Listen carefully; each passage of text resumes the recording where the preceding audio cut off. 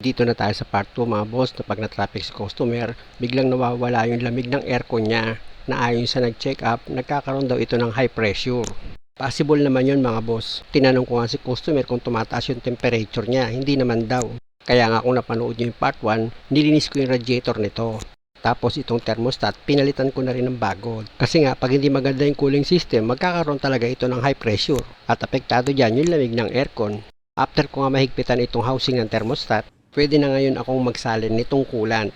Siya nga pala mga boss, may nakaredy si customer na 6 liters na coolant. Pero hindi nyo naman maisasalin lahat yan mga boss dahil nga sa may matitira pa dyang kaunti. At sa bawat coolant na isinasalin ko mga boss, 2 liters lang yung capacity niyan. Tapos ito na yung another 2 liters na isasalin ko. Pag naisalin ko na itong pang-4 na litro, kulang pa yan mga boss ng kaunti. Kaya kung makikita nyo, nagdagdag pa ako. Hanggang sa mapuno ko na itong radiator. Tapos punasan ko yan, tsaka ako ngayon ilalagay itong bagong radiator cap nya. At pag okay na, pwede ko nang pa-start itong makina. Pag napa-start ko na itong makina mga boss, tanggalin ko muna itong coolant reservoir nya. Lilinisan ko kasi yan mga boss dahil nga sa sasalinan ko rin ng bagong coolant yan. Syempre dapat malinis. Dahil sa 10 minutes na umaandar itong sasakyan ni customer, pa-switch off ko muna itong makina. Tsaka ako ngayon tanggalin itong radiator cap para malaman ko kung nag-open na yung thermostat. Yun, nag-open na yung thermostat, nagbawas na ng coolant. Pero hugasan ko muna itong coolant reservoir ni customer. Kung makikita nyo mga boss, grabe yung kalawang nito, naging putik na siya eh. Kaya nga kung napanood nyo yung part 1, yung lumabas dito sa radiator nung drain ko, di ba? Puro kalawang din. Medyo ipo-forward ko na itong paglinis na gagawin ko dito sa coolant reservoir mga boss para hindi na humaba pa itong video. Dahil nga ang susunod kong gagawin dyan mga boss, lalagyan ko ng powder na sabon at tubig itong loob ng coolant reservoir ni customer. Tsaka kung yun yung naaalugin, tapos hayaan ko lang siyang nakababad para mas mabilis matanggal yung kumapit na kalawang dito sa loob ng coolant reservoir. At after 10 minutes na nakababad sa sabon itong coolant reservoir, gagamit ako dyan ng basahan mga boss, lalagyan ko ng powder na sabon yan. Tapos kukuskusin ko itong body ng coolant reservoir para hindi naman masayang yung oras ng paghihintay ko. Malinis ko na rin itong labas niya. Matagal ko ring nilinis itong coolant reservoir mga boss dahil nga sa kumapit masyado yung kalawang dito sa loob ng coolant reservoir. Para hindi kayo mainip, pinas forward ko na lang yan. Pero kung meron naman kayong ibang diskarte para mas mabilis yung malinis itong coolant reservoir, di mas maganda yun. Sa paglinis naman na ginawa ko dito mga boss, kung makikita nyo, malinis na yung tubig na lumalabas dyan. Tapos balawan ko pa ng isang beses yan mga boss, kung makikita nyo, diba? Clear na yung tubig, pwede na yan. Ibalik ko na itong coolant reservoir sa dati niyang position.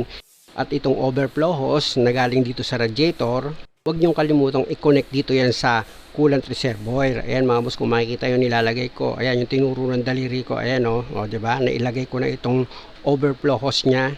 Pag naikabit mo na yan, pwede mo na ngayon i-position ng maayos itong coolant reservoir. Ilapat mo siya ng maigi mga boss para pag nilagay mo yung 2 bolt na number 10, maganda yung pagkakalapat niya. Ayan na mga boss, kung makikita nyo sa ibabaw, inilagay ko na yan. Tapos dito sa gilid niya, kung makikita nyo, nilagay ko na rin yung bolt na number 10. Tapos pwede nyo na ngayong higpitan yan gamit yung socket wrench nyo na number 10. Sa paghigpit naman mga boss, yung tamang higpit lang. Dahil okay na, mag-add na ako ng coolant dito sa radiator dahil nga sa nung pinaandar ko yan kanina, nag-open yung thermostat. Kaya pumasok sa loob ng makina yung coolant at nabawasan naman dito sa radiator. Kaya importante na itong coolant reservoir nyo, laging naka-level yung coolant nyo dyan or laging naka-full, ibig kong sabihin. Dahil pag nagbawas ng coolant itong radiator nyo, dyan siya hihigop sa coolant reservoir. At sa pagsali nyo ng coolant na i-level nyo na siya, ilagay nyo na yung takip. Ganon din dito sa radiator, yung cap nyan, ilagay nyo na rin. Tapos pa-start ko na itong makina.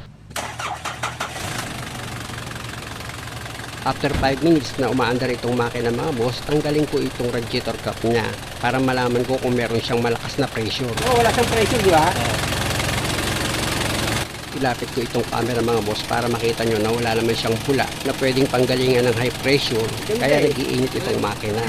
Tinatanong ni customer kung magdadagdag ba ako ng coolant. Nakita niya naman, di ba, puno na, kaya hindi na muna dahil mag-road test muna kami. Possible sa pag-road test na gagawin namin, pag nag-open yung thermostat, yun ang posible na magdadagdag pa rin ako ng coolant. Mag-road test muna kami mga boss dahil nga sa ang problema nito, medyo humina daw yung lamig ng aircon niya dahil nga sa nagkaroon ito ng high pressure or nag-iinit yung makina. Anong kaliwa po? Kaliwa na lang para para medyo matraffic tayo ng kaunti. Okay. Kasi doon nagsisimula yung di ba? Aha. Yung pag high pressure niya. Mag-i-indicate po ba rito yan? Hindi, Hindi. mawawala yung labig. Ah, okay. Yun ang experience mo, di ba? Experience mo, yan. nawawala yung labig. Tama. Yun ang indicator niya. Maganda yun, medyo matatraffic tayo. Doon maano yan eh. Yun nga. Doon siya lumalabas, di ba? Oo, doon. Traffic naman nawala eh. Oh, ganun pag nag-high pressure eh. Tulad nyo, yung ang sabi ko, nawala. Tapos tinanong ko doon sa technician, sir baka ganito. Eh yun nga, sabi ko, possible. Pwede mo, tama yung sagot niya, di ba? Mm. Tama, na sinabi ko sa'yo, oo, tama naman yung sinabi nung Technician. Sasangayunan ko yun, yung katwiran ng Nag-high technician. pressure. Oo, nag-high pressure. Possible yun, na pag puro kalawang talaga, possible. Kasi wala kang makitang sira eh, na iba eh. Dinala ko sa kanya, sabi niya, okay naman to eh. Oo, di ba? Sabi, pag ano natin, i-observe muna natin, huwag natin galawin. Kasi wala tayong makitang sira eh. Oo. Ba't gagalawin? Ba't wala naman sira? Sabi, baka doon babawasan tubig. Oo. Kaya nung tinanong mo sa akin, sinangayunan ko talaga yung sinabi niya. Kasi pwede yun, kasi experience ka eh. Experience ko yun eh. High pressure. Oo. Pero napagtanungan mo, sasabihin sa'yo, ay hindi, saan yan? Water pump yan. Kagal yung mga radiator yan. Wala. Sabi niya, hindi, ba't ka gagalawin? Eh, wala namang sira. Oo. Kita mo, Yung marunong yan eh, marunong. Yung refrigerant naman, okay naman, nasa ano. Sabi, bakit gagalaw? Gagas ka lang, wala namang sira. Oo, gagastos ka agad. Kaya yung pinagtanungan mo, marunong. Kaya nga nung kinikwento mo pa lang, sangayon kagad ako sa sinabi niya. Hindi pa kontra yun sa akin eh. Maliban na lang kung meron kang naramdamang iba, wala kang naramdaman eh. Wala. Yun lang talaga. Kita ko tagang putik na yun eh. Oo. Yung tinanggan yung kalawang yun, sabi ko, namumuno to oh. Yung sa malapit sa cup, sa loob ng radiator. At kung tinanggal nyo? At kung nagpalit ka man ng thermostat, halimbawa, ang tagal naman na ito sakyan mo, hindi ka naman lugi doon. Sulit na. Anong model to? 2004. Oo, kita mo, 2002. Sulit na yun. Ayan, dito, mga ganitong, hindi pa masyado lalabas yan eh, no? Dapat talaga yung traffic eh. Wala nga kaming nadaanan na traffic mga boss, kaya lang ang tindi ng sikat ng araw. Ramdam ko tumatago sa salamin yung init eh. Ang init ngayon, sobrang init oh. Sobrang init. Saan pa nga to? Araw oh. Trick. Grabe init eh. Doon matatraffic tayo ron. Buting. Habang nagro-road test kami mga boss, nakamonitor pa rin ako dito sa temperature ni customer. Ayan, kung makikita nyo, normal naman. Yung sana niya, temperature. Ganyan pa rin. Yung pa rin, bago no? Yeah. Sabi, okay na yan. Hindi na bago yung labig ng aircon, no? Hindi na siya, ang lamig nga lalo eh. Paano mga kanyari nagbago? Assuming sa araw, nagbago.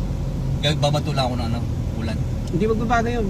Unless na nagkaroon taga ng problema na sa aircon. Wala na akong makitang ibang panggalingan eh.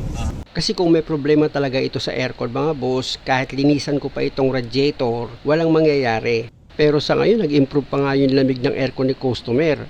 At hindi naman ako ang may sabi nun, kundi si customer pa rin, ayon sa observation niya. Traffic sa akyatin po ba? Ganun? Oo, makakyatin, panggagalingan din yan. Basta yung kung saan nahihirapan yung takbo ng makina doon, lumalabas siya. Okay. Yung high pressure. Pangalawa, yung traffic talaga yung number 1. Malayo na yung tinakbo namin ni customer, pero maganda pa rin yung lamig nitong aircon niya, hindi na nagbago. Pero hindi yung bago, alam mo lumamig nga eh. Alam nga lumamig eh. Alam siya lumamig eh. Kaya tandaan nyo mga boss, malaking bagay talaga na maayos yung radiator, yung clutch pan, auxiliary pan, thermostat, pati yung coolant reservoir, dapat malinis yun. At yung tubig or coolant nyo dito sa radiator, dapat nakamonitor kayo lagi para hindi lang high pressure ang maiwasan nyo, pati yung problema talaga, yung overheat. Kaya mahalaga talaga mga boss na updated kayo sa cooling system ng sasakyan nyo. Lalo na't hindi normal yung init ng makina mo tapos hindi naman siya overheat. Magtaka ka na. At dahil nandito na uli kami mga boss, ipaangat ko na kay customer itong hood niya para matanggal ko naman itong radiator cap. Dahil sigurado naman sa haba ng biyahe namin, nag-open yung thermostat niyan at nagbawas ng coolant ito sa radiator. Pisilin ko itong upper radiator hose mga boss, kita nyo ang lambot niya. Pati si customer pumisil mga boss. O, di ba? Ang lambot. Ibig sabihin, walang high pressure yan. Kaya hindi delikadong tanggalin ko itong radiator cap niya kahit umaandar yan or galing pa kami sa malayong biyahe. Kita nyo naman, nung tinanggal ko yung takip, tinapat ko pa yung mukha ko. Wala namang bumulbok na malakas sa tubig. Natakot nga si customer sa ginawa ko kasi si by the book, napanood niya, delikado daw yung ginawa ko. Sabi ko naman kay customer, depende yun. Kaya wag mo kong igaya kay by the book. Nakapanood lang sa YouTube or nakabasa, akala mo kung sino na siyang matalino. Pagsali lang ako ng kulat mga boss. At kung makikita nyo mga boss, napuno na itong radiator ng kulan. Tapos ilagay ko na ngayon itong radiator cap niya. Siguro naman mga boss, nakakuha kayo ng idea kung paano ko na-drain itong radiator ni customer. At yung coolant reservoir niya, kung paano ko siya nilinis at tinanggal. At nakita nyo naman na madali lang pala. Muli mga boss, maraming salamat sa panonood. Sana lang sa bawat video na ginagawa ko, lagi kayong may natututunan. At kung hindi nyo naman kayang gumawa, meron na kayong idea na hindi na kayo basta-basta may isahan. At kung okay lang naman sa inyo mga boss, at hindi naman labag sa kalooban nyo, pa-subscribe naman itong channel ko. Salamat! Happy customer na naman. Wow, maraming salamat sa Diyos.